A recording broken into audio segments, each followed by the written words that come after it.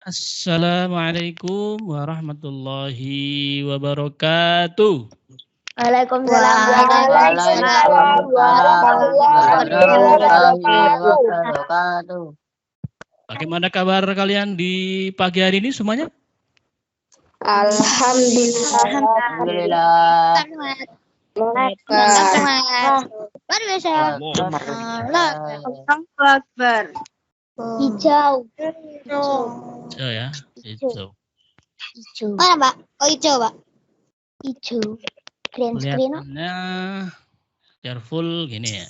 Full. Nanti tolong di mute ya setelah Ustadz menjelaskan, kalian di mute, dengarkan dengan seksama biar paham. Nanti kalau ada pertanyaan, baru kalian jawab. Itu ya, diaktifkan mic-nya. Oke, kita mulai untuk slide pertamanya. Ayo membayar zakat. Nah, ini pembelajaran kita di pagi hari ini, yaitu yang pertama setelah PTS.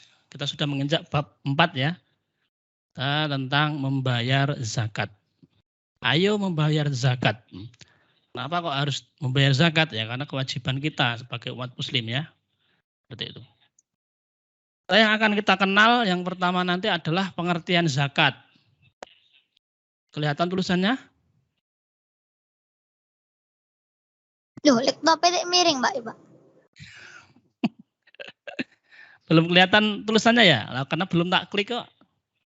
Laptopnya kok miring itu, Pak? Ya nggak apa-apa, ini Iya, Pak. Laptopnya miring. Oke, menurut bahasa. Laptop masa depan. Simak dulu ya, yang fokus. Jangan ketawa melihat laptopnya. Ya. Oke, siap di-mute dulu, silakan di-mute dulu. Ya, pengertian menurut bahasa sudah kalian paham ya. Zakatun menurut bahasa dari kata zakatun. Ya, artinya tumbuh berkembang. Kenapa kok tumbuh berkembang? Jadi yang kalian keluarkan itu kan istilahnya secara nyata kan berkurang. Kalian membayarkan zakat itu kan harta kalian kurang. Berasnya jadi kurang, misalkan zakat fitrah. Nah, tapi secara nyatanya nanti akan tumbuh berkembang ya. Akan jadi banyak. Jadi janji Allah itu tidak akan berkurang ya, tapi akan tumbuh terus. Jangan takut. Kemudian untuk artinya ini juga bisa diartikan sebagai membersihkan atau mensucikan. Nah, jadi harta kalian itu kan tidak 100% bersih ya anak-anak ya. Jadi nanti ketika kita memiliki harta, memiliki suatu benda ya, memiliki kekayaan itu tidak semuanya bersih dari kotoran ya, atau mungkin dari dosa. Mungkin kita ada hak-hak di situ yang harus kita berikan kepada orang yang membutuhkan. Nah, maka kita harus membersihkannya harta kita biar bersih dan suci ya. Seperti itu. Itu bisa diartikan membersihkan atau mensucikan. Kemudian menurut istilah di dalam bukumu agak beda ya. Ini yang secara umum menurut istilah itu ini, harta seseorang muslim yang wajib dikeluarkan oleh orang yang beragama muslim dan diberikan kepada golongan yang berhak menerimanya, itu adalah zakat. Kalau di dalam bukumu ini beda anak-anak. Pengertiannya kalau di dalam bukumu ini menurut syariat ya.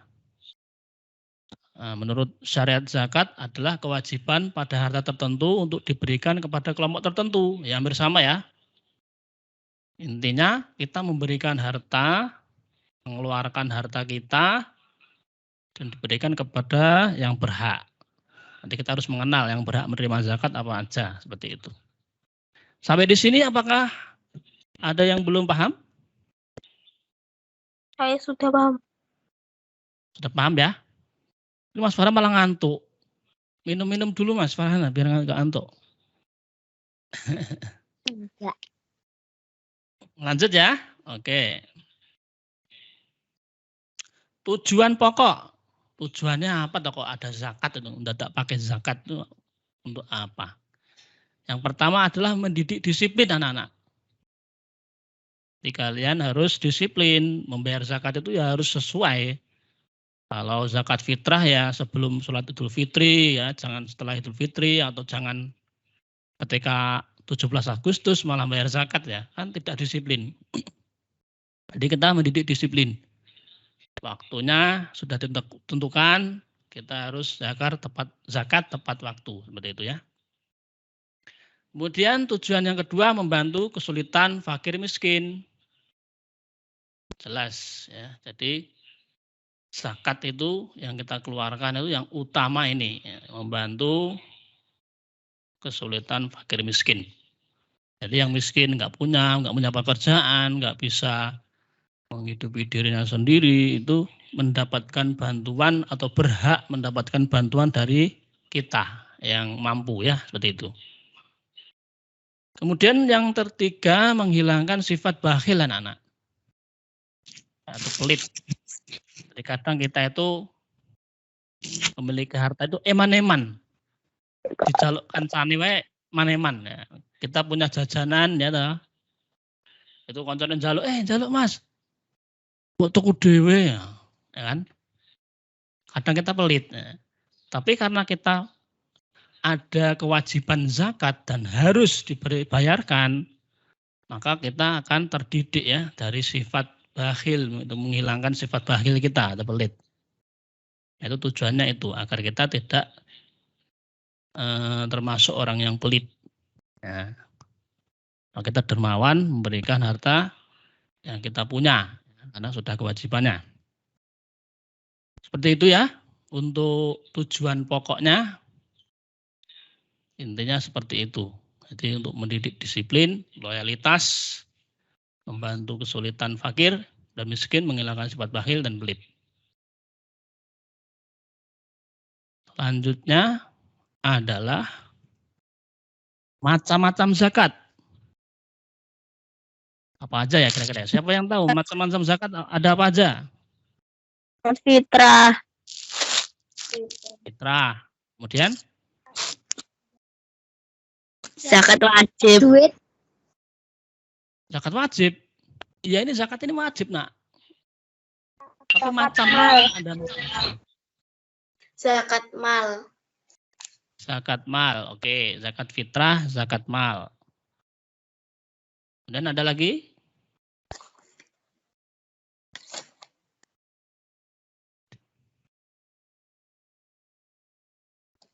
Oke, kita klik start saja langsung.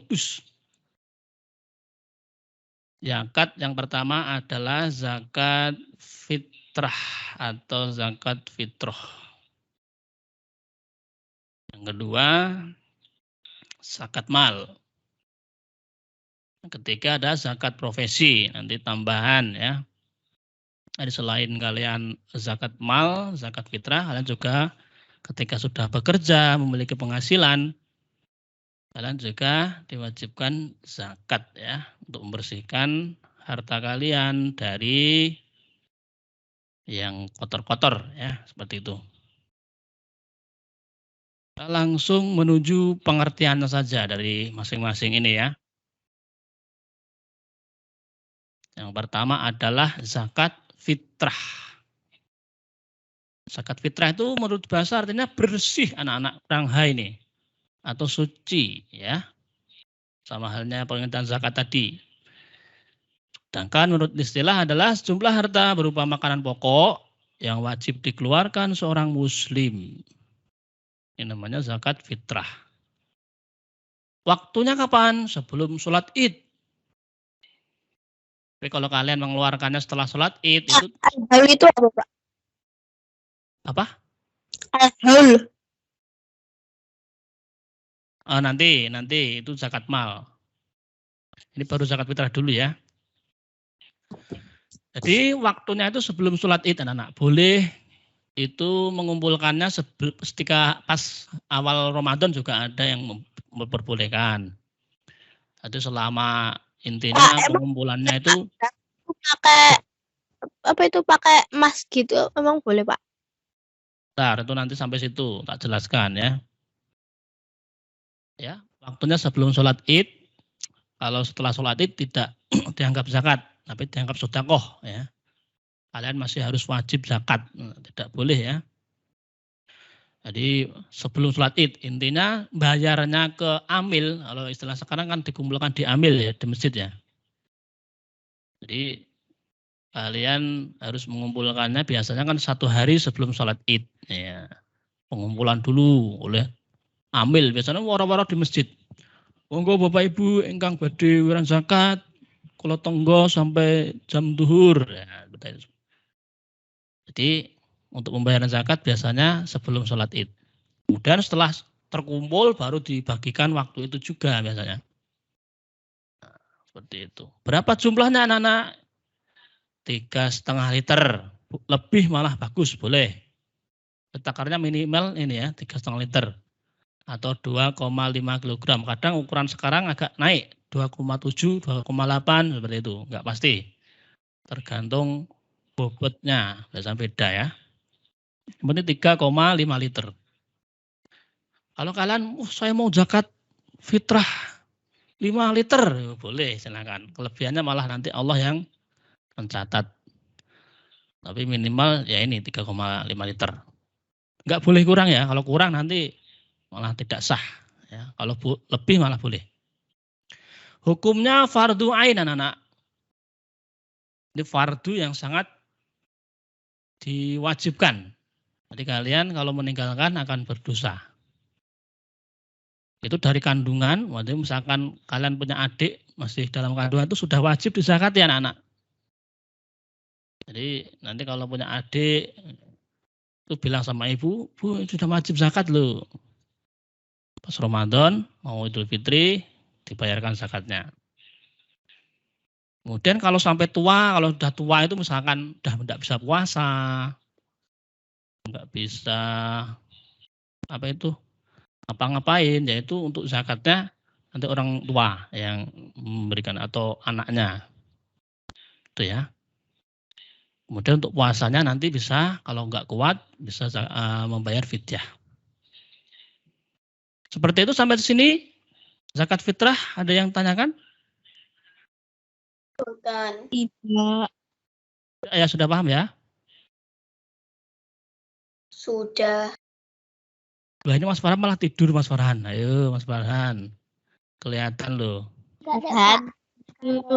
Mbak Asna kelihatan menyimak ini, mencatat. Catatannya komplit biasanya. Mbak Ariza Zahra juga menyimak, alhamdulillah. Yang lain pada kemana nih kameranya enggak kelihatan? Paling baik zakat fitrah dikasihkan kepada siapa? Oh nanti habis ini kalian langsung diberikan langsung tanpa panitia juga boleh. Misalkan mau dikasihkan langsung ke fakir miskin itu ya. Ini Pak zakat dariku untuk kamu. Wong pengangguran ya wong ra iso nyambut gawe sikile lumpuh misalkan. Boleh langsung diberikan. Pak, dariku Pak. Lanjut ya untuk yang syarat wajib zakat dulu. Saya klik. Syarat wajib zakat anak-anak. Jadi yang wajib zakat itu siapa aja yang wajib mengeluarkan zakat? Muslim. Orang Islam. Muslimin. Kalau orang Kristen enggak wajib zakat. Orang Buddha enggak wajib zakat. Jadi yang wajib zakat hanya orang-orang Islam atau orang-orang Muslim. Kita sebagai umat Islam ya wajib mengeluarkan ya. Seperti itu. Kemudian mempunyai kelebihan makanan. Kalau sekarang berarti banyak yang memiliki kelebihan ya, nggak ada yang kekurangan ya. Bahkan motor aja sekarang 2 loh, motor 2.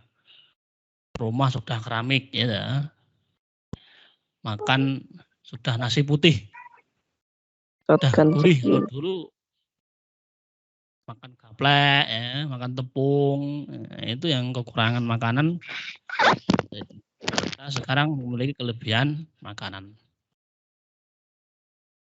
Dan makanan itu maksudnya gimana? Misalkan makan hari ini, buat makan besok itu sudah ada stok. Sudah ada stoknya gimana? Ya di dapur ada beras yang di Trigen atau di mana? Kan ada stok istilahnya ya. ada sisa, ada lebihnya.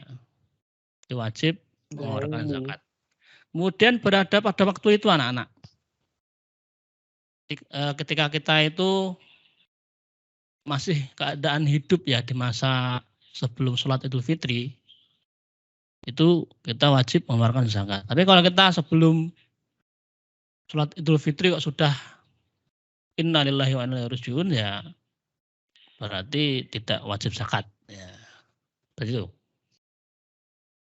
Kemudian berupa makanan pokok anak-anak. Jadi kita makannya apa itu ya yang kita zakatkan itu ya. Kita makannya kan nasi ya, bukan beras ya, nasi. Nah, jadi makan pokok kita itu kan beras. Maka kita mengeluarkan zakatnya beras. Tapi kalau zaman Nabi dulu itu pakai gandum atau pakai kurma ya. Jadi beda. Jadi kalau itu disamakan menurut ulama ya, banyak-banyakan jumhur ulama itu menyamakan gandum kebutuhan pokok itu kalau di Indonesia adalah beras. Jadi jangan sampai salah paham. Nabi nggak ada yang pakai beras loh. Nah, jadi disamakan dengan makanan pokok yang berada di suatu wilayah itu. Itu ya.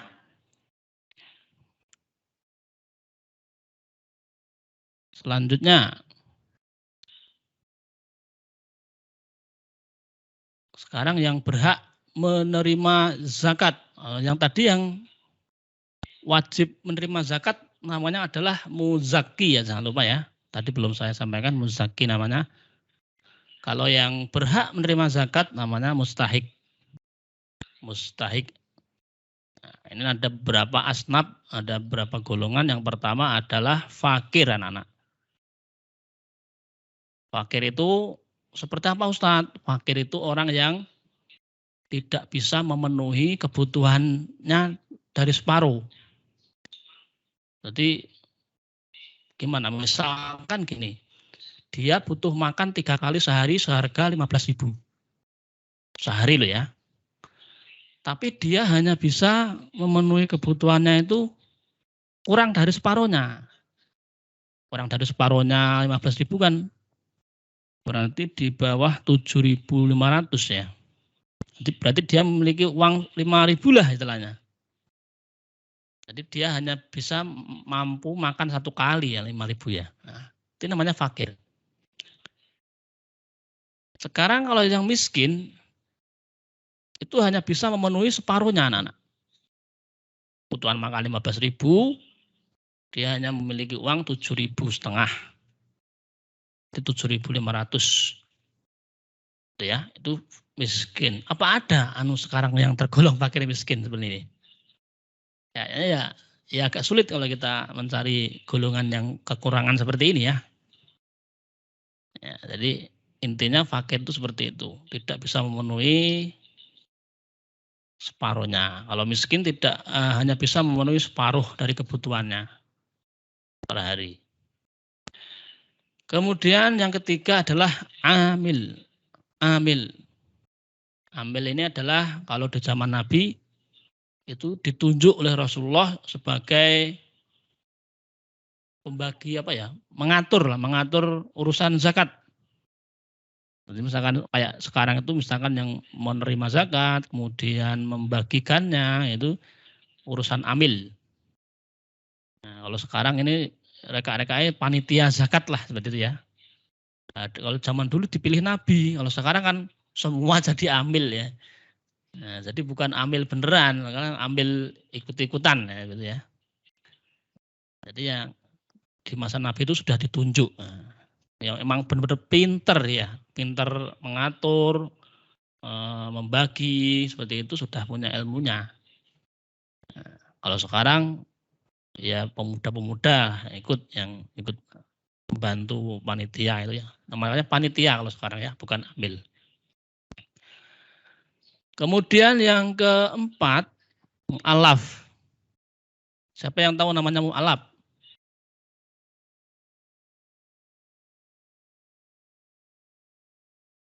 Siapa yang tahu? Mic-nya diaktifkan? Orang yang baru masuk Islam. Iya, betul. Orang yang baru masuk Islam. Nanti misalkan ada yang Kaya, dari Pak. apa? Kalau kaya, Kalau kaya nggak apa-apa, dikasih aja kan zakatnya nggak banyak, malah lebih banyak hartanya. Nah itu intinya gini, biar istilahnya dia mengenal, oh bahwa ternyata Islam itu indah sekali ya. Ada sistem memberi kepada yang tidak mampu ya, seperti itu. Ada yang memberi kepada orang yang baru masuk ke dalam agamanya, seperti itu ya. Itu biar dia itu lebih mengena, masuk Islam itu biar lebih senang gitu ya. Wah ternyata orang Islam baik-baiknya. Itu fungsinya orang mu'alaf itu diberi zakat.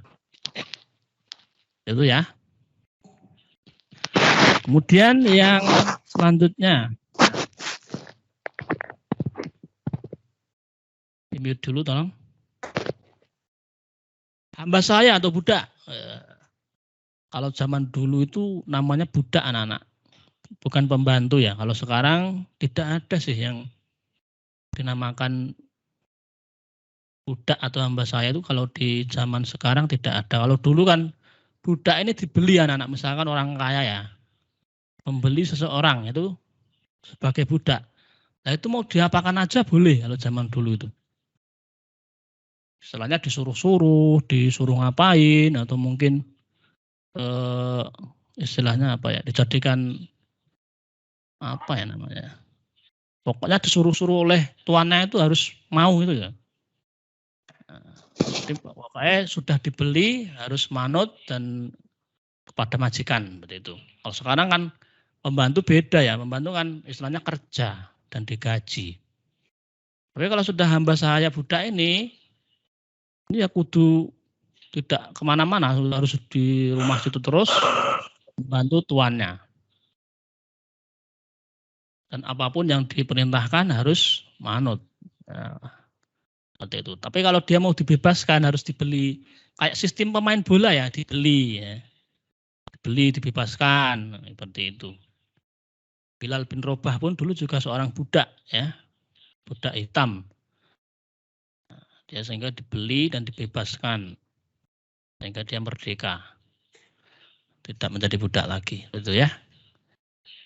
Ini berhak menerima zakat kalau budak seperti ini ya. Kemudian gharim, orang yang memiliki banyak utang. Utangnya ini bukan karena utang untuk untuk kemewahan, misalkan utang motor, kredit motor, memiliki banyak utang 10 juta. Wah. Bukan seperti itu maksudnya berutang itu ya. Tapi dia hutang karena mungkin memang untuk kebutuhan sehari-hari ya, dia tidak punya penghasilan atau mungkin penghasilannya minim, tapi dia hanya bisa berutang. Utangnya banyak tidak bisa nyaur, terlilit hutang. Atau mungkin karena dia tidak tahu, ditawari teman sehingga malah ikut yang bank plecit. Atau mungkin sehingga utangnya numpuk. Nah, itu makanya dia disebut gharim, orang yang memiliki banyak utang. Dia berhak menerima zakat. Oh, ya, ya. Mas Farhan ini mesti rusak. Aku orang lho. Pak Dewan Dewan. Enggak, ayo. Saya kira Mas Farhan kok. Oke, nyimak ya Mas Farhan ya. Sip. tunggu, Pak. Oke, lanjut. Fisabilillah anak-anak. Jadi segala sesuatu yang bertujuan untuk kepentingan jalan Allah ya, misalkan ustadz ya, yang mengaji, yang mengajar TPA, bapak guru, atau mungkin penceramah, kiai yang sedang berjuang ya, dia berjuang mendidik masyarakat menjadi pandai ya.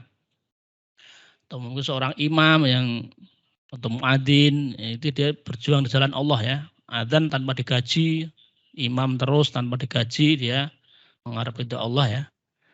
Seperti itu berhak mendapatkan zakat. Atau orang kalau zaman dulu fisabilillah perang.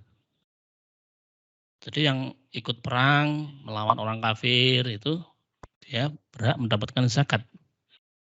Karena memang kebutuhannya memang dia kan nggak bekerja, tapi dia habiskan waktu untuk tujuan di jalan Allah, perang. Jadi kan dia tidak bekerja, tidak memiliki penghasilan. Jadi dia berhak mendapatkan zakat. Seperti itu ya. Yang terakhir adalah Ibnu Sabil atau musafir. Nah, ini contohnya bagaimana Ustadz? Musafir itu orang yang dalam perjalanan anak-anak. Jadi misalkan ada orang pondok misalnya. Merantau ke Batu Retno sini. Dia tidak punya saudara di sini. Dia tujuannya untuk dakwah atau mungkin dia mengisi di masjid mana misalkan. Dalam perjalanan dia tidak punya bekal. Keluarga di sini sudah tidak ada. Nah, dia berhak mendapatkan zakat. Gitu ya. Tapi kalau perjalanan piknik sini mau piknik kemana itu ya bukan musafir namanya, tidak, bukan termasuk dalam sini maksudnya ya. Kita mau perjalanan ke Solo ya acara keluarga itu bukan termasuk ini ya, beda. Intinya musafir ini orang yang tidak apa ya istilahnya, tidak punya bekal. Dia dalam perjalanan dan jauh dan tujuannya pun juga belum tentu kemana seperti itu ya, dan tidak memiliki saudara di situ juga seperti itu, maka dia berhak menerima zakat. Sampai di sini apakah ada yang belum paham?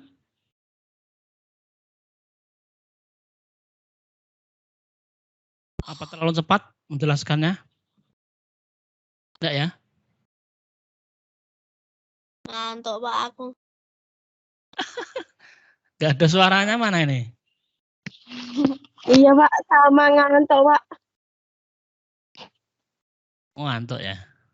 Iya pengen Jumatan tapi ngantuk. Ini hari apa toh? Hari Jumat ya? Oh iya, hari Jumat. Oke, sampai di sini apakah ada yang ditanyakan? Silakan. Boten. Boten mulu. Berarti ora paham. Enggak ada yang ditanyakan, enggak paham berarti ya. Silakan Pak. bertanya. Paham. Lah zakat malnya belum loh Pak, belum dibahas loh Pak. Iya, sampai sini apakah ada yang tanyakan? Kan tadi kan musafir dikasih zakat kan Pak. Lah kalau Ya. zakatnya masaknya di mana?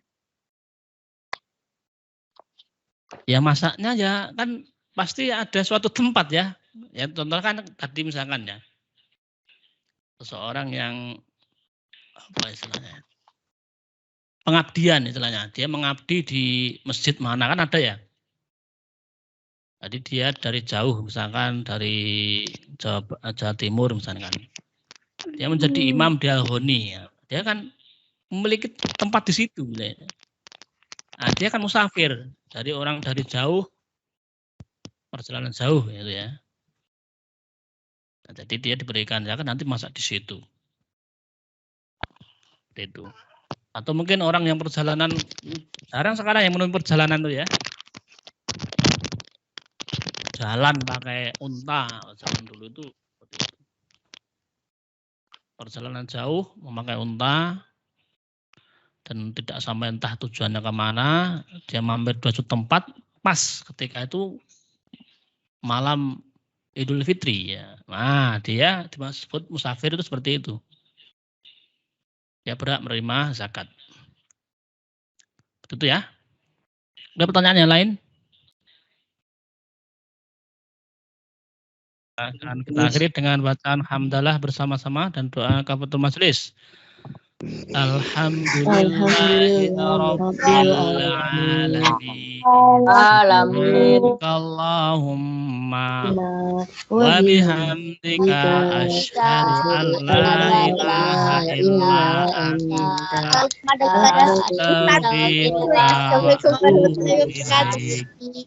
Salam kepada Assalamualaikum warahmatullahi wabarakatuh. Waalaikumsalam warahmatullahi wabarakatuh.